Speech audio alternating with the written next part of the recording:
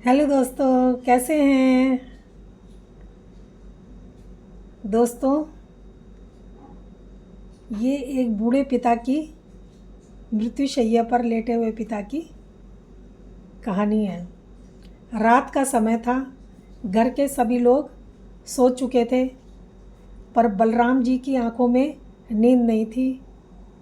जब दिल और दिमाग में उथल पुथल चल रही हो तो भला आंखों में नींद कैसे आ सकती है। बैठे बैठे बलराम जी सोच रहे थे कि सरस्वती, अब सब मुझसे सहन नहीं होता। अब यहाँ मैं अधिक रहना नहीं चाहता। तुम मुझे अकेला छोड़कर क्यों चली गई। हमने अपने बेटे और बहुओं से कितनी उम्मीद लगाई थी। अब बेटे और बहुओं ने तो जीना ही हमारा मेरा हराम कर दिया है। अब जीना बहुत मुश्किल हो गया है। अभी 1 महीना भी इस शहर में आए हुए नहीं हुआ था कि अब यहाँ पर बिल्कुल भी दिल नहीं लगता। ऐसे लगता है कि जैसे 1 साल हो गया हो। इससे तो मैं जो चूल्हे पे रोटियां सेक कर, चाहे वो जल जाती थी, वो ही ठीक थी। मेरे लिए तो वही अच्छी लगती हैं। जाने क्यों मेरी अक्ल पर पत्थर पड़ गए, जो मैं बिना सोचे समझे यहाँ इनके साथ आ गया और इनसे उम्मीद लगा बैठा। सोचा था चलो वहाँ चल कर अच्छे से खाना पीना मिलेगा और बच्चों के साथ वहाँ पर मन लगा रहेगा। लेकिन यहाँ पर तो सब उल्टा ही हो गया। पोता पोतियों के साथ खेलना था, लेकिन किस्मत ख़राब थी। वो घर पे नहीं रहते, वो भी बोर्डिंग स्कूल में पढ़ते हैं। उनको बोर्डिंग में डाल रखा है। मैं घर पर एक कमरे में अकेला रहता हूँ। मुझे एक कमरा दे दिया गया है जहाँ पर मैं बंद रहता हूँ ये सारा दिन। मुझसे बोलने वाला भी यहाँ पर कोई नहीं होता। बुढ़ापे में ज़िंदगी बहुत ख़राब हो गई है। इतने में बलराम जी को खांसी आ जाती है, जो दमा के मरीज़ थे, और वो चुप हो जाते हैं। अब वो कहता है कि अब मैंने फ़ैसला ले लिया, अब मुझसे यहाँ नहीं रुका जाता। अब तुम ही मुझे कुछ नहीं कहोगी। 71 वर्षीय बलराम जी अपनी, जो उनकी बीवी पत्नी जो थी वो मर गई थी, उसकी तस्वीर को हाथ में लेकर के बातें किया करते थे। गांव वाले लोग ये सोचते थे कि इनका दिमाग ख़राब हो गया है, जिसलिए वो ऐसा करते हैं। लेकिन उनके जो पड़ोसी थे वो समझते थे कि ये सब इनका अकेलापन है, दिमाग ख़राब नहीं है। एक बार क्या होता है कि सरस्वती जी को रात को बुखार आता है। वो दवाई खाकर सोती हैं और सुबह उठती नहीं हैं। वो सोई की सोई रह जाती हैं। बेटे आते हैं, अपनी औपचारिकता निभाकर वहाँ से चले जाते हैं। फिर बलराम जी घर पर अकेले रह जाते हैं और वो अपनी पत्नी की फ़ोटो से ही बातें किया करते थे।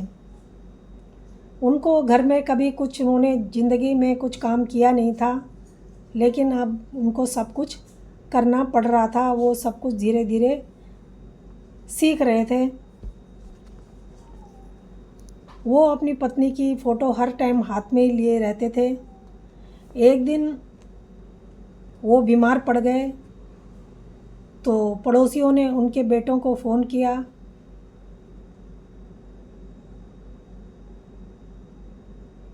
बेटे नहीं आए। जब दोबारा फ़ोन किया फिर वो लोग आए और उनको लेकर के अपने साथ चले गए। बड़े बेटे जब उनको ले कर के गए तब दोनों देवरानी जिठानियों में आपस में बात हो गई कि 1 महीना बड़ी के घर रहेंगे, 1 के महीना छोटी के घर रहेंगे। तब अभी बड़ी के घर में उनको गए हुए 20 दिन भी नहीं हुए थे कि उन्होंने कहा कि वो छोटे बेटे के पास चले जाते हैं। बड़े को कहते हैं कि मुझे दिल नहीं लग रहा, तुम मुझे छोटे वाले के घर छोड़ दो, क्योंकि बड़े के घर में एक कमरे में उनको रख दिया था जहाँ से वो बाहर उनको आने की इजाज़त नहीं थी, और वहाँ पर उनकी समधन भी रहती थी। तो समधन तो उन लोगों के साथ खूब बातें करती और बैठी रहती, खाती, लेकिन अपने पिता को वो खाने पीने को जो रोटी सब्जी डाल दिया करते, बाकी जो पकवान बनते वो नहीं देते। कहते इस उम्र में परहेज से खाना चाहिए, इसलिए वो छोटे बेटे के पास जाना चाहते थे। वो वहाँ से छोटे बेटे के घर चले गए। जब छोटे बेटे के घर गए तो देवरानी नाराज़ हो गई। उसने कहा कि 1 महीने के लिए बोला था, तुम तो 20 दिन भी नहीं रख पाई और मेरे पास भेज दिया। तब जिठानी ने कहा नहीं, हमने नहीं भेजा, वो खुद ही गए हैं। तो अब उन्होंने उनको अलग तो नहीं कमरे में रखा, उनको सर्वेंट रूम में रखा, लेकिन वहाँ पर छोटे बच्चे थे घर में, लेकिन बच्चों के साथ उनको खेलने की बोलने की इजाज़त नहीं दी गई। बच्चों को सख्ती से मना कर दिया था कि दादाजी के साथ बात नहीं करनी, उनके पास बिल्कुल नहीं जाना। तो बच्चे दादाजी के पास नहीं आते थे, दूर खेलते रहते थे। दादाजी उनको दूर से बैठकर ही देखा करते थे और उनको देखकर ही खुश हो जाया करते थे, दूर से बैठकर ही। बहू जो थी वो बड़े घर की थी, उसको अपनी दोस्ती, अपनी सहेलियां, अपना घूमना फिरना ही पसंद था। वो बच्चों पर ज़्यादा ध्यान नहीं देती थी। एक दिन ससुर ने कह दिया कि बहू बच्चे बिगड़ रहे हैं, इन पर ध्यान दो, अपनी सहेलियों के साथ कम घूमा फिरो। वो बिगड़ गई, वो गुस्सा हो गई और बलराम जी को खरी खोटी सुना दी। उन्हें बहुत बुरा लगा। वो सोचने लगे इससे तो मैं गांव में ही अच्छा था। छोटी बहू कह रही थी, एक दिन उन्होंने सुना बेटे से कह रही थी कि मेरे पास 500 का फटा नोट है जो कोई भी नहीं ले रहा, वो कहीं चल नहीं रहा है, उसके बदले मुझे दूसरा नोट दे दो, मुझे अपनी सहेलियों के साथ घूमने जाना है। जब मैंने उनको सहेलियों के साथ जाने से रोका तो वो मुझ पर ही चिल्ला पड़ी। पत्नी की बात सुनकर के बेटा कहता है कि पिताजी आप बीच में दखल अंदाजी मत किया करो। तो मैंने कहा ठीक है, मैं नहीं समझाऊंगा। मैं बहुत दुखी हुआ और बच्चों को उसने छोड़ा और अपने आप सहेलियों के साथ निकल गई।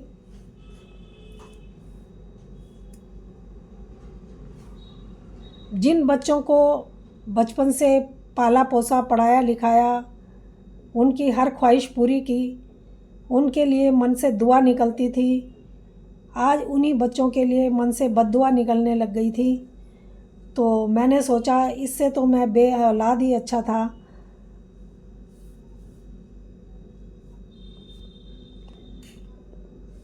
तो अब मैंने सोचा कि मेरा यहाँ रहना भी ठीक नहीं है, मुझे गांव चले जाना चाहिए।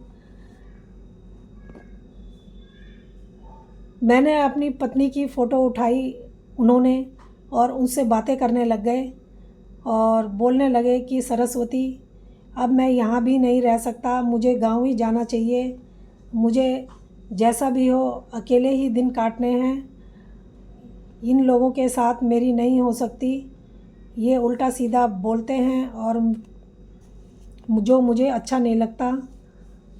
सरस्वती उनको समझा रही थी। उन्हें ऐसा लग रहा था कि तुम समझो, तुम बड़े हो, ये बच्चे हैं, नादान हैं, कम से कम तुम्हें 2 रोटी तो खिला रहे हैं। मैंने कहा नहीं, अब तुम कुछ नहीं बोलोगी। और गांव के लिए वो जो बलराम जी हैं निकल जाते हैं।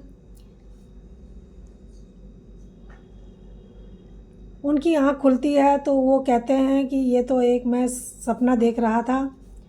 उन्हें अपनी पत्नी जो है कहीं भी नज़र नहीं आई और वो सोचने लगे कि मुझे अब गांव लौट ही जाना चाहिए। वो तैयार होते हैं और आते हैं तैयार होके और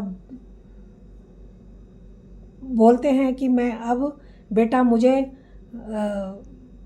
ट्रेन में आप तुम बैठा के आ जाओ तो मैं वहाँ से फिर अपने आप ही चला जाऊँगा।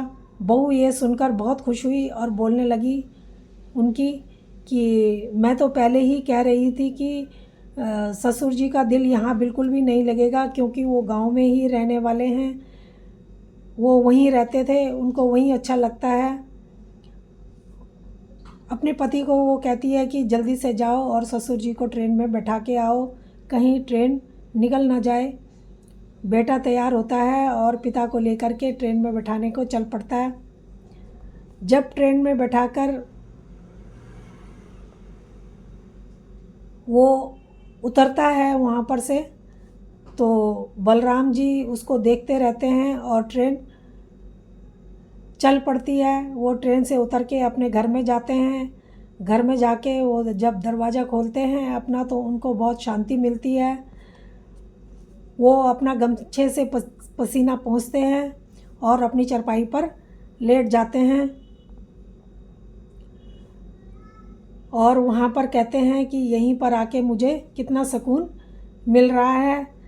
अब वहाँ पर वो कभी उनका दिल करता तो खाना बना लिया करते और कभी जब नहीं करता तो वो चुपचाप अपनी खटिया पर पड़े रहते। एक दिन उनकी तबीयत बहुत बिगड़ गई। जब उनकी तबीयत बिगड़ गई तो पड़ोसियों ने बेटों को फ़ोन किया। बेटे नहीं आए। दोबारा से उन्होंने फ़ोन नहीं किया। जब उनकी तबीयत काफ़ी बिगड़ गई फिर पड़ोसियों ने दोबारा फ़ोन किया। बेटे आए, बहुएं भी आई, रोती बिलखती हुई आई और उनको उनकी हालत देख करके उन लोगों ने उन्हें चारपाई से नीचे उतार दिया। उन्होंने सोचा अब ये मरने वाले हैं और रोने लग गए सबके सब। वो ये सब नाटक लेटे लेटे देख रहे थे। बहुएं आपस में बातें कर रही थी।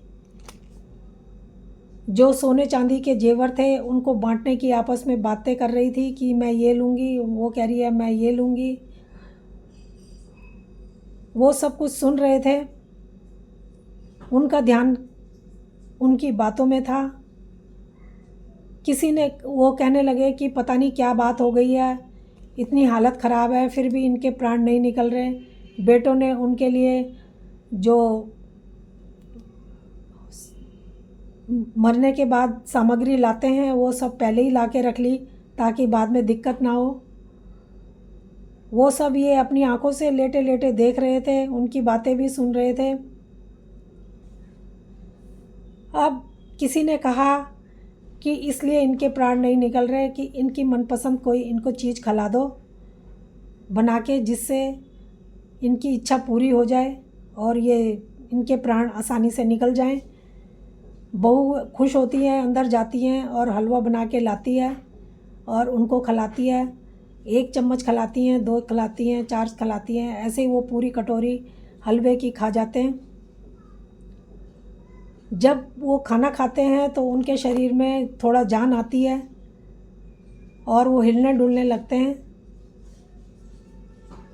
और वो बैठते हैं। उनको फिर वो लोग जब देखते हैं कि इनकी तबीयत ठीक हो गई है तो वहाँ से फिर अपने घर चले जाते हैं। कहते हैं हमारे पास इतना टाइम नहीं है जो हम इनके सामने ही बैठे रहें। वो अपने काम पे निकल जाते हैं सबके सब। बलराम जी फिर अकेले रह जाते हैं। वो सोचते हैं मैं यहाँ पर अकेला रह के क्या करूँ। वो वृद्धाश्रम चले जाते हैं। वो सोचते हैं अपनी बाकी की ज़िंदगी मैं वृद्धाश्रम में ही काट दूँ। अब वो वहाँ पे जाते हैं और वहाँ पे रहने लगते हैं। जब उनकी तबीयत वहाँ पर जाके ज़्यादा ख़राब हो जाती है फिर वो लौट के अपने घर आ जाते हैं। वो उनके प्राण एक दिन निकल जाते हैं। ऐसे ही चारपाई पे लेटे लेटे पड़ोसी उनको फ़ोन करते हैं, उनके बच्चों को, वो आते हैं और उनका क्रियाक्रम करते हैं। अभी मेहमान गए भी नहीं थे कि उन्होंने घर के अंदर जा कर के छानबीन करनी शुरू कर दी। वो तिजोरी खोलते हैं जिसमें गहने रखे होते हैं, पैसे रखे होते थे। वो खोलते हैं तो उनको उसमें से कुछ भी नहीं मिलता। उसमें उनको सिर्फ एक 5,000 रुपये और एक कागज़ और 500 का नोट मिलता है। वो कागज़ को उठाते हैं, पढ़ते हैं, उसमें लिखा था कि ये 50,000 जो रुपए हैं जो इसमें तुम्हें मिले हैं, ये 50,000 मेरे जो मरने के बाद काम होगा, ये उसके लिए हैं। और ये 500 का नोट है जो ये छोटे का है, ये उसको दे देना जो इसने मेरे गांव आते टाइम मुझे फटा हुआ नोट पकड़ाया था, जो कहीं चल नहीं रहा था। वो पढ़ते हैं उसमें, और बहुएं जो है वो कहते हैं बाकी का मैंने जो अपना सब कुछ था वो मैंने वृद्ध आश्रम को दान कर दिया है। बेटा जैसा करता है जो उसके आगे वैसा ही आता है, उसे वैसे ही मिलता है। दोनों बहुएं अपना सिर पकड़कर बैठ जाती हैं। तो दोस्तों, ये कहानी आपको कैसी लगी? अगर अच्छी लगी हो तो प्लीज़ लाइक और सब्सक्राइब ज़रूर करना। धन्यवाद।